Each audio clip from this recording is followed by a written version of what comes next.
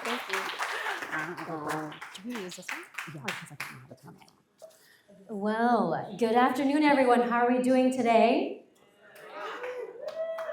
No, it is Black Heritage Month. I came here for some femme energy. So let's try that again, shall we? How are we doing this afternoon?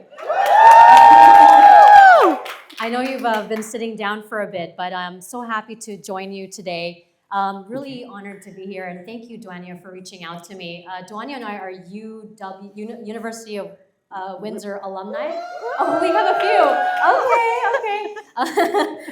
Okay. So we are alum from the University of Windsor.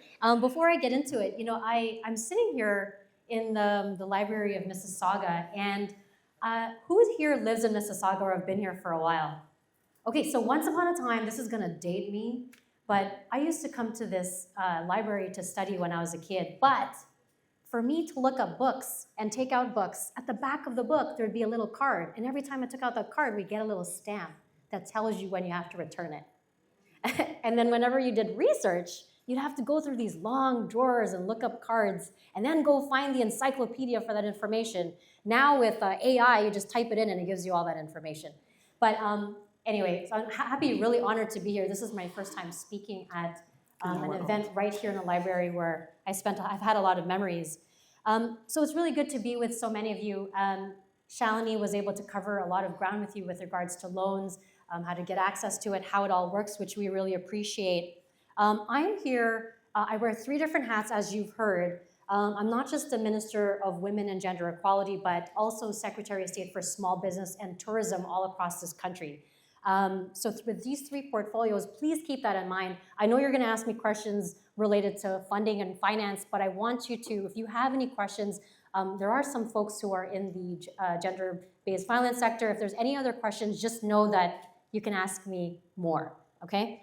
A little bit of background, I kind of talked about it a little already. So my parents immigrated from the Philippines to Kitwe, Zambia, Africa, where I was born.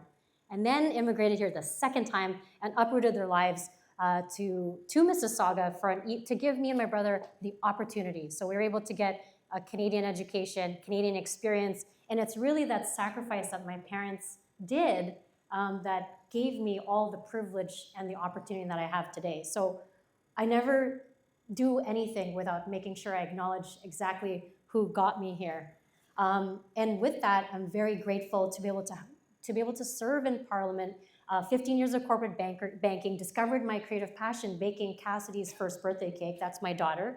That was 15 years ago. Made her first birthday cake, 11 years ago. And popped out a 2-tier pink vanilla fondant cake, if there's any bakers in the room. Yay.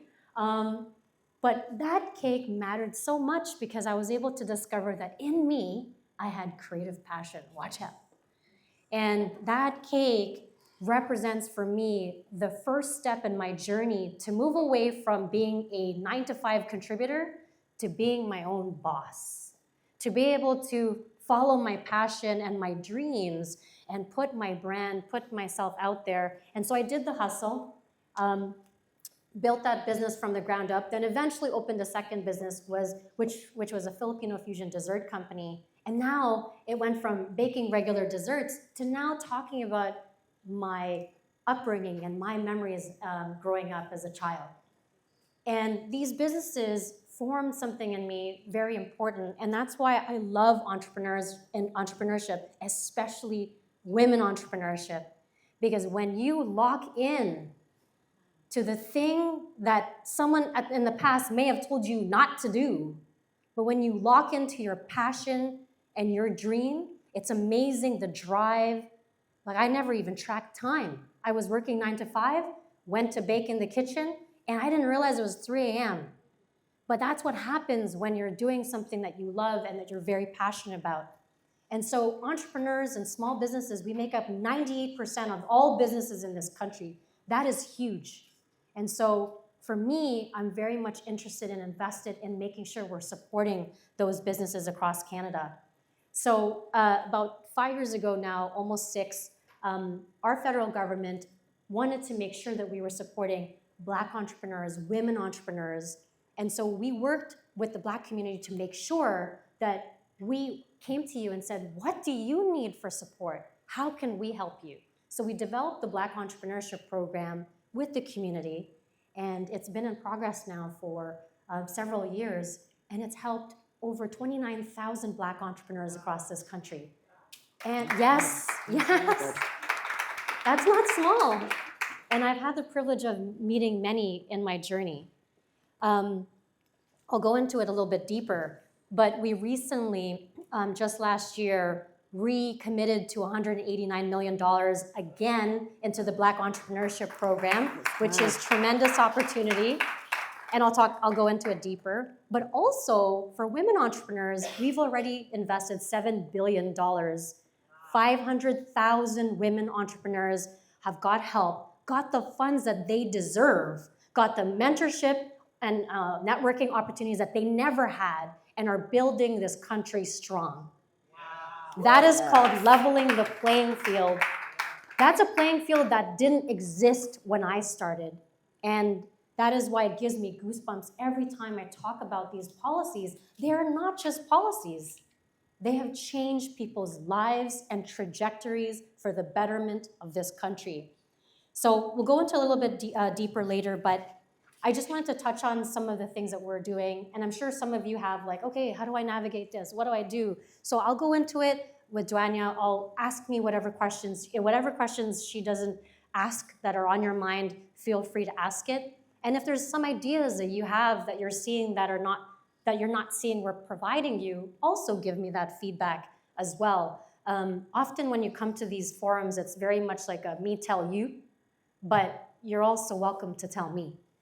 Okay, this is a two-way dialogue and conversation, and this is the rich conversations that are needed so that I can do my job better, to serve better, because you're on the ground, you are having the experiences, and we're living in a different world. When I was an entrepreneur, that was like 10 years ago, 11 years ago now, things are very different. So keep me honest. I'll share with you as much as I know.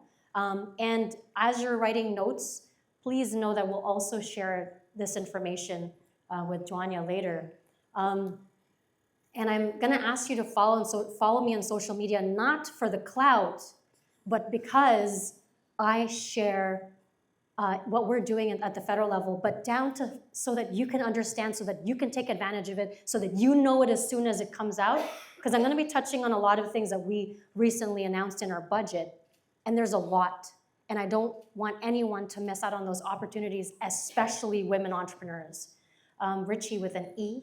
I'm everywhere. So it's easy to find me, but it's because I really want you to know what's going on at the federal level. I often, as an entrepreneur, buried my head, and I just worried about my hustle. But I'm asking you to think differently. We are in a different world. You cannot do that. You have to look up. You have to say, what can you do for me? You have to ask what you deserve. And that is the change. That's the mindset change that I want women entrepreneurs to make sure that they're doing every day. And if you do that, you can lock in and take advantage of things that are literally right there. That is my challenge. It's how do I get more people knowing what exists? Because I can tell you there's so many others that take advantage of these supports.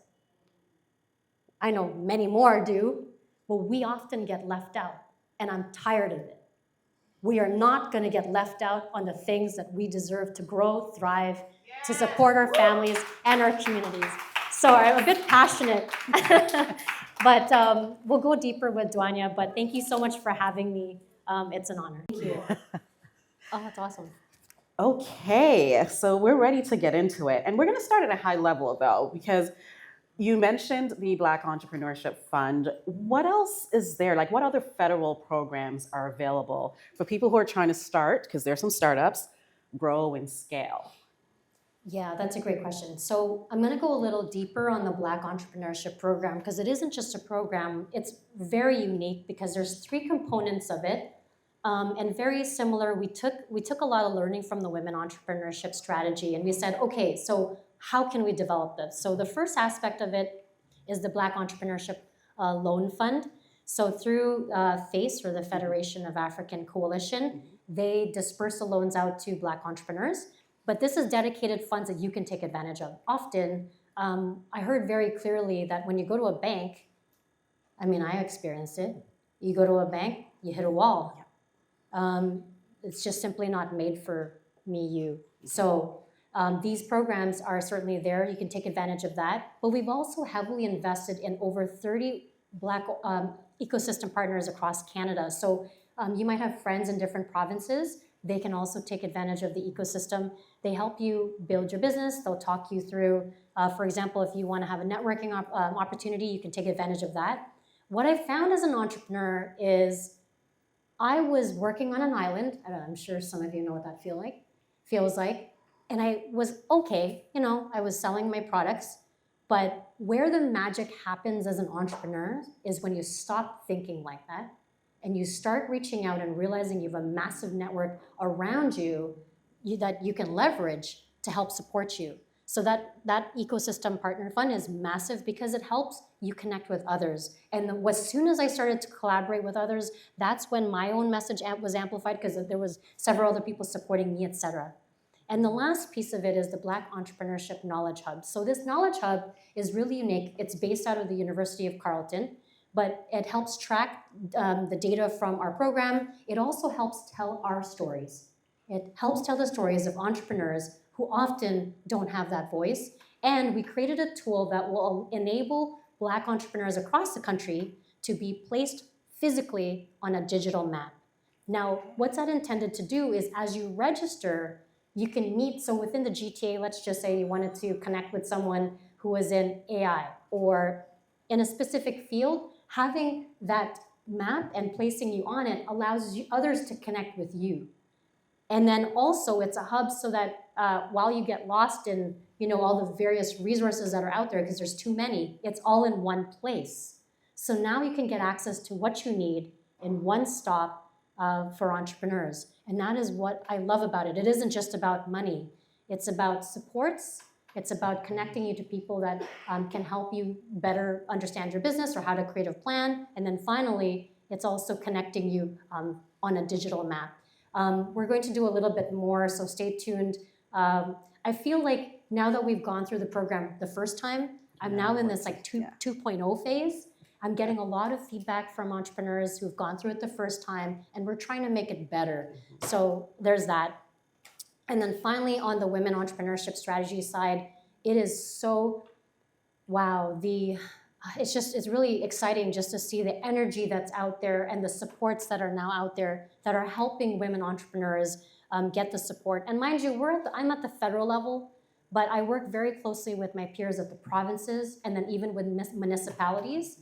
And because we're physically here, right next door, for example, in Sheridan, we have invested in Sheridan Edge. Yeah. So sometimes you're an entrepreneur and you're kind of on your own, you don't have a brick and mortar yet, but you need a place for you to have meetings. Mm-hmm. You can visit at Sheridan Edge, which is right next door, and they'll give you the facilities to use. And again, that network that they have that's available for entrepreneurs. But I just wanted to share a little bit about the entrepreneurship programs that we have. No, that's really good because from everything you're saying, it's like the no woman is an island approach, right? We always think we're in it on our own. So with the funding, with the networking, with the support that you're able to get, it's very important you know where to access it, know that it exists. So definitely follow Rechie because you will see everything that's coming out, and then you have to now take advantage of it.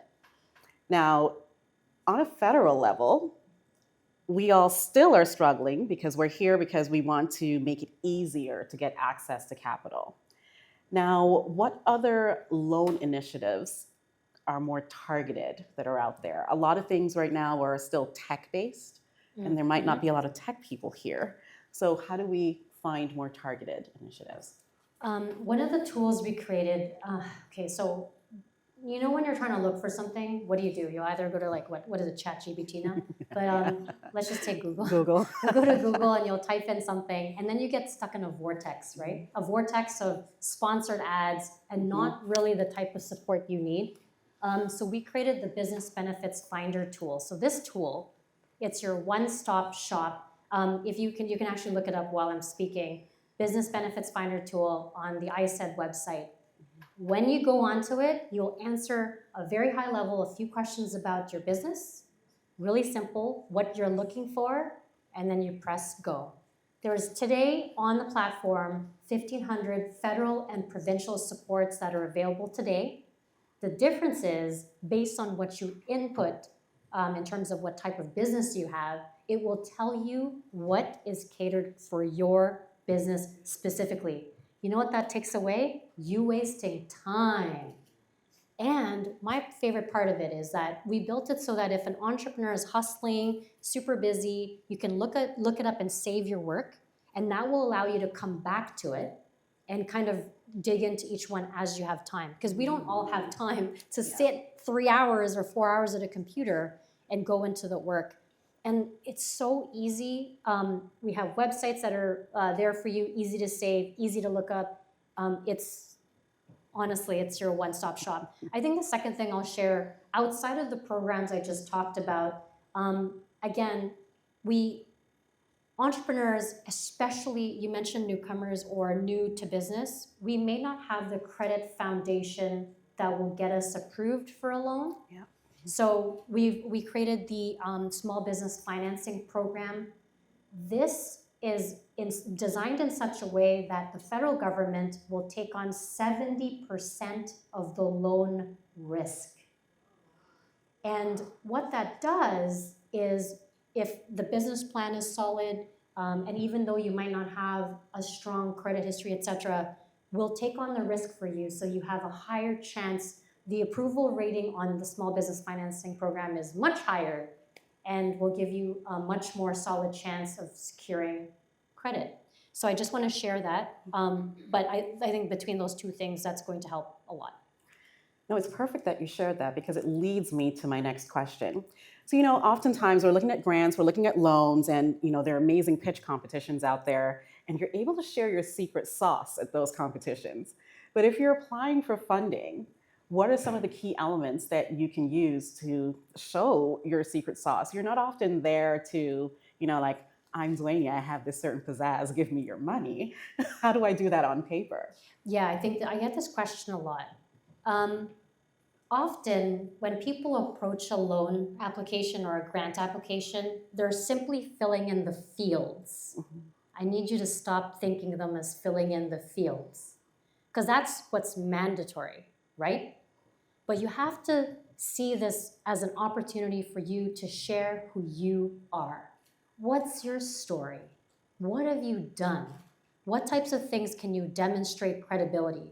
And often, I know women entrepreneurs, because I was there, we undersell ourselves and our capabilities, and I don't know why. I don't know, it's, I guess, built in us, or something prevents us from overselling ourselves. Mm-hmm. But see this as an opportunity for share a holistic picture of you.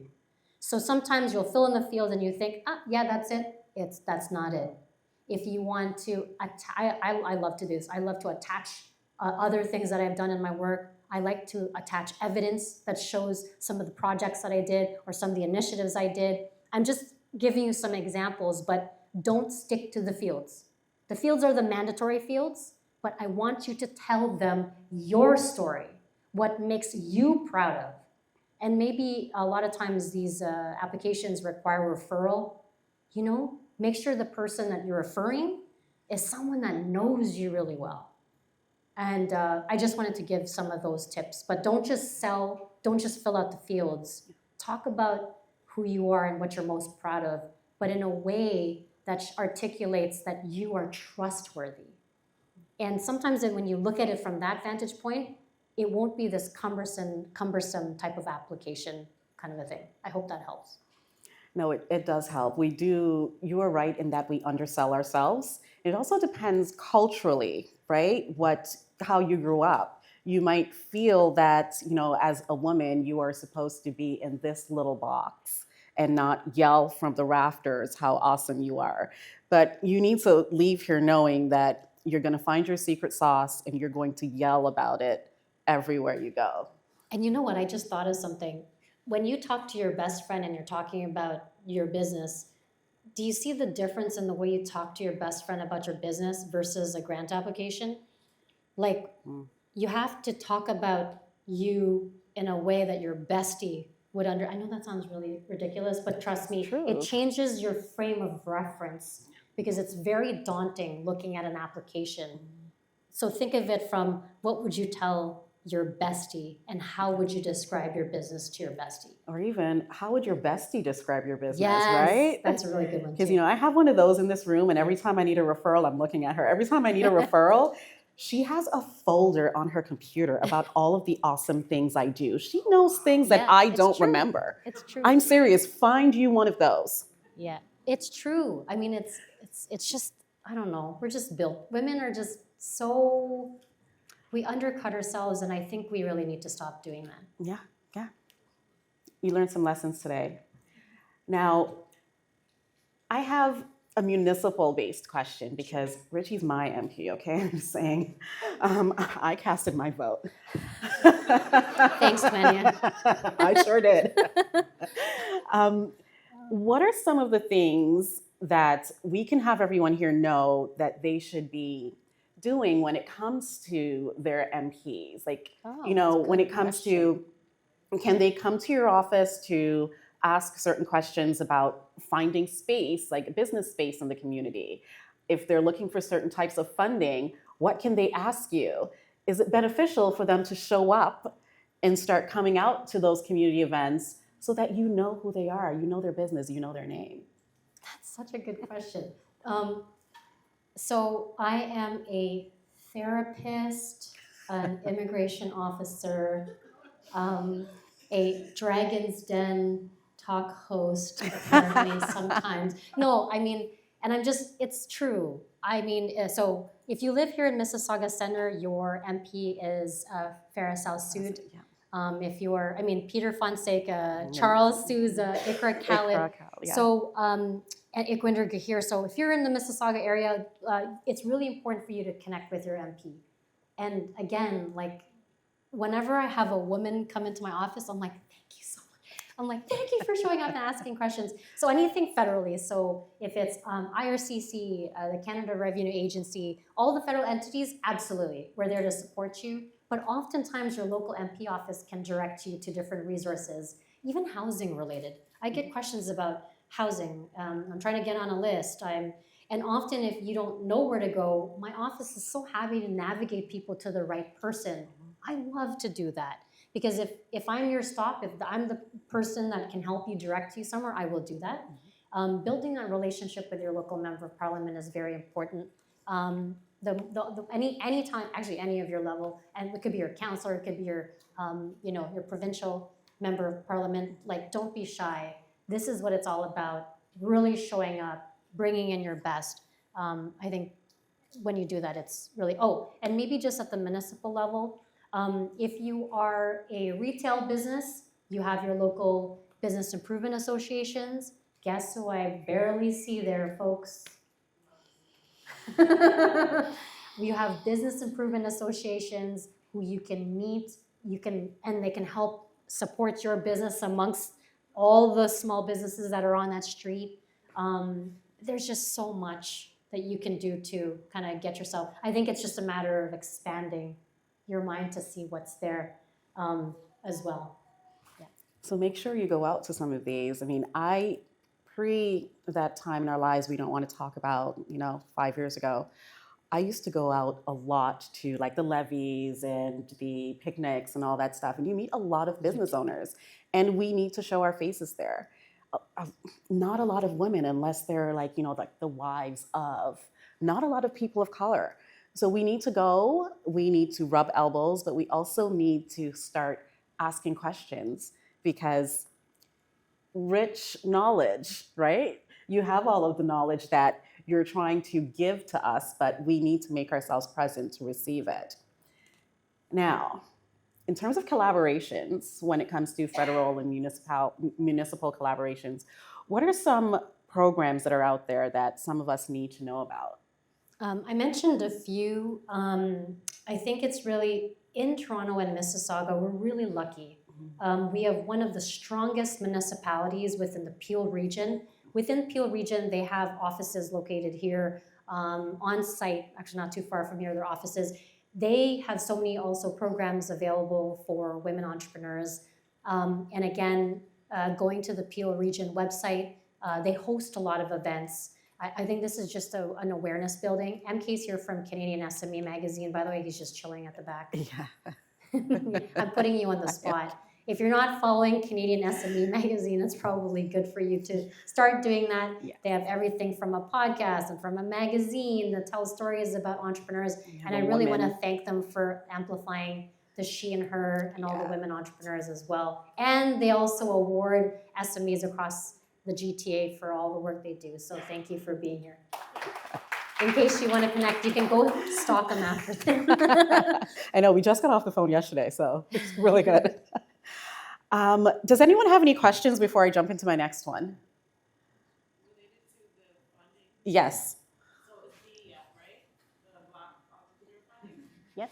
So you can access it also through the banks, right? Like are these the charter banks? Yeah, the small business financing program, specific, or the Black Entrepreneurship Program. The Black Entrepreneur, like I know at one point like RBC and BMO was promoting it.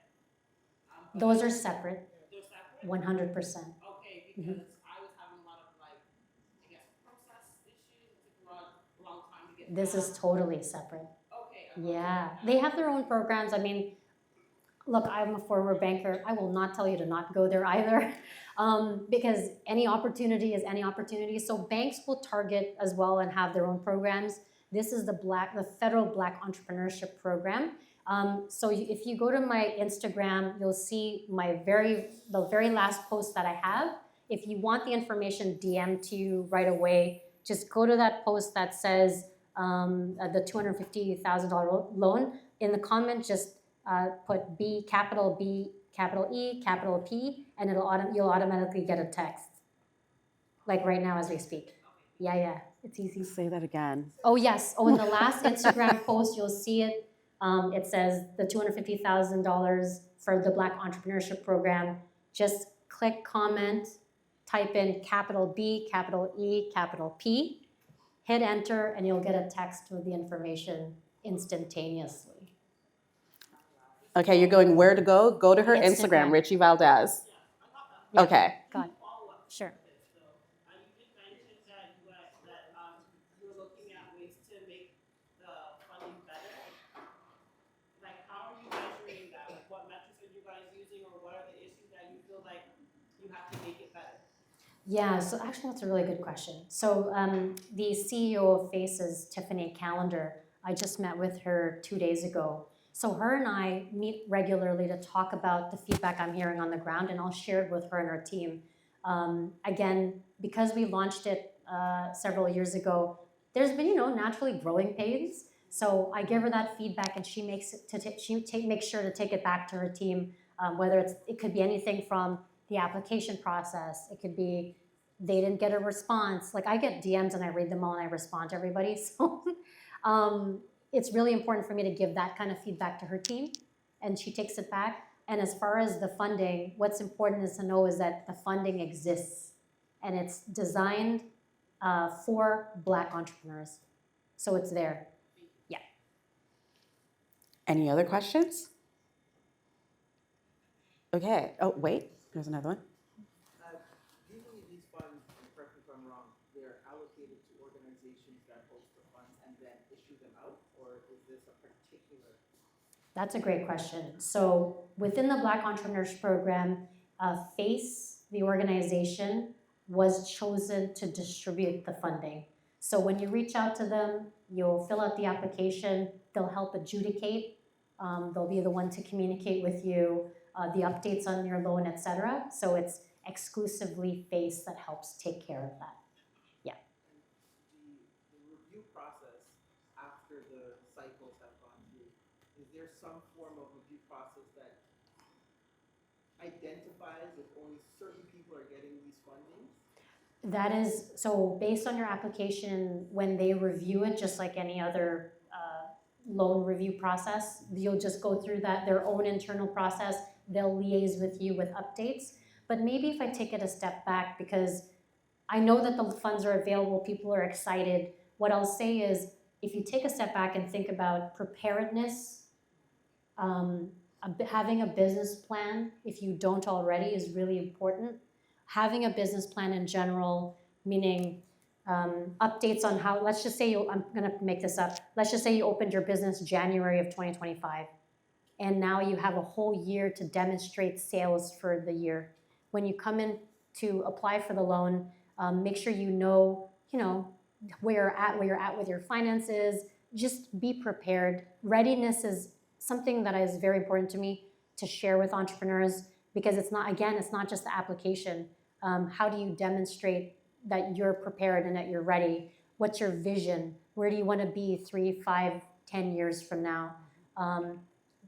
Liabilities, and like all those things. Basically cash flow. You got it. Just having that foundational knowledge to be prepared for the application. I'm trying to get more entrepreneurs there. Yeah. Well, funny enough, our next speaker is going to talk about that. Amazing. All encompassing. So I have one other question for you, Rechie. Now, we're looking ahead, and there are emerging federal priorities. Yeah. There are new funding areas that we should be watching. So how do we, what are we going to look at when it comes to technology, adoption, export readiness, sustainability? How are we supposed to be prepared as businesses? Yeah, okay. So this is great because I can talk a little bit about our budget that we launched in November of last year. You've seen the Prime Minister traveling the world, right? You can see that he's connecting with many different countries. The reason why we're doing this is because we've been undergoing a significant change as a result of the guy down south, who we shall not name. Yeah, we won't. We are trying to remove, unfortunately, Canada being right beside the US, we've been so heavily reliant on them. We are trying not to do that because of the tariff situation. And we're trying to make sure that entrepreneurs who have traditionally relied on the US have opportunities to pivot elsewhere. Mm-hmm. Where are we thinking? So there's a few ways I'm going to talk about that. First, one of the challenges we've had is we've operated before our government came into place. Even I was in the former government as well. We functioned like 13 different provinces and territories. We kind of took care of our own place, and we never shared. We never helped each other. The first thing we did since coming into government is we brought down the federal barriers that existed between provinces and territories. That is huge for businesses because often we can export to other provinces and territories. Imagine that. Right. So that seems intuitive and simple, so we did that. So that's done. Then to remove our reliance on the US, we are now building partnerships. We today have about 15 trade agreements with other countries. And what I'm trying to do now when it comes to exporting is helping entrepreneurs take advantage of those opportunities, back to that readiness piece. This is really important because I'm working on an SME readiness program as we speak. And this is going to enable entrepreneurs to be prepared so that when you are ready to export your products, whatever it is, you'll have your plan in place so that we can, when we refer you to the Trade Commissioner office that exists, when we refer you to big entities like EDC who can help you export, you will be ready to go. So from an export perspective, I'm very invested in making sure SMEs are ready to do that. And then one of the biggest shifts so federally, just so you know, we have how many federal entities? Too many. We spend billions of dollars on stuff, on procurement, buying things. Typically, that money goes where? Large corporations, because they've been doing it this way this whole time. We've completely turned everything upside down because of everything with the US. We want to be our own best customer. So we have created a policy that says all federal entities must purchase from small and medium-sized Canadian enterprises. Yeah. In the past, there was a percentage allocation. We said, forget the percentage. It's just the way we have to do it.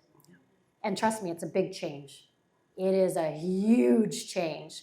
And so, again, the preparedness piece. Can you mention where they can go to find some of these? So I know Procurement Canada, I get their emails all the time.